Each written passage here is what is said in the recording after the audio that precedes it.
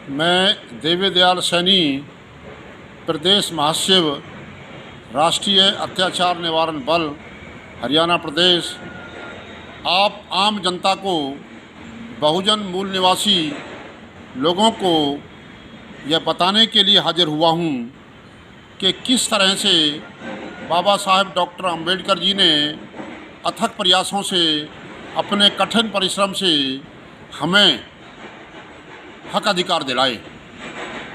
17 अगस्त 1932 को communal award London से प्राप्त किया।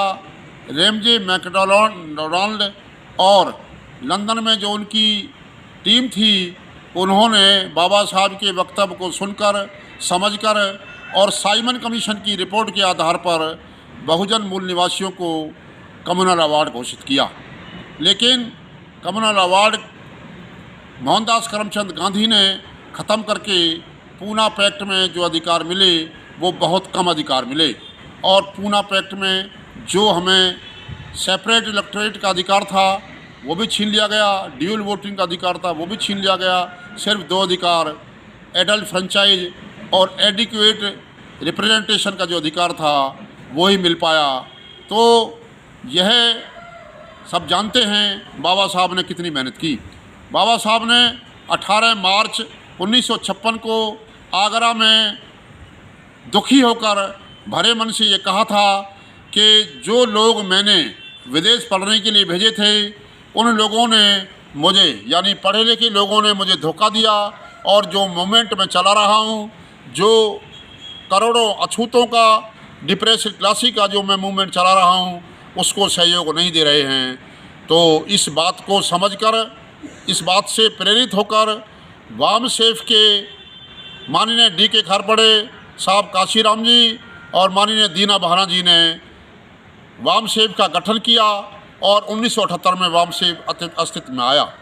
यह संगठन वाम सेफ कर्मचारी अधिकारियों का संगठन है, जो बहुजन मूल निवासियों को, SC, ST, OBC के लोगों को समझाने का, गाइड करने का काम कर रहा है। और वाम सेफ के माध्यम से माननीय राष्ट्रीय अध्यक्ष वामन बेसराम जी, जो बहुजन मूल निवासियों के अधिकारों की लड़ाई लड़ रहे हैं, और जो मनुवादी व्यवस्था है उसके द्वारा जो अधिकार ख़त्म किए जाने की साजिश इस भारत देश में चल रही है, उसको रोकने का काम कर रहे हैं।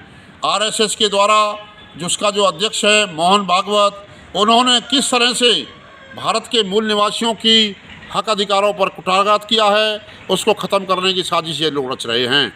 तो वाम सेफ ने जिस तरह से RSS के ऑफशूट विंग हैं, उसी तरह से वाम सेफ ने 89 संगठन तैयार किए हैं, जिनमें राष्ट्रीय मूल निवासी संघ, भारत मुक्ति मोर्चा, वकीलों का संगठन, महिलाओं का संगठन, विद्यार्थियों का संगठन, युवाओं का संगठन, इंजीनियर्स का संगठन, डॉक्टरों का संगठन, एक्स सर्विसमैन का संगठन, ऐसे 89 संगठन हमारे काम कर रहे हैं, जो हमारे हक अधिकारों के लिए लड़ाई लड़ रहे हैं। जैसा आपको मालूम है, संगठन चलाने के लिए फाइनेंस की आवश्यकता भी होती है।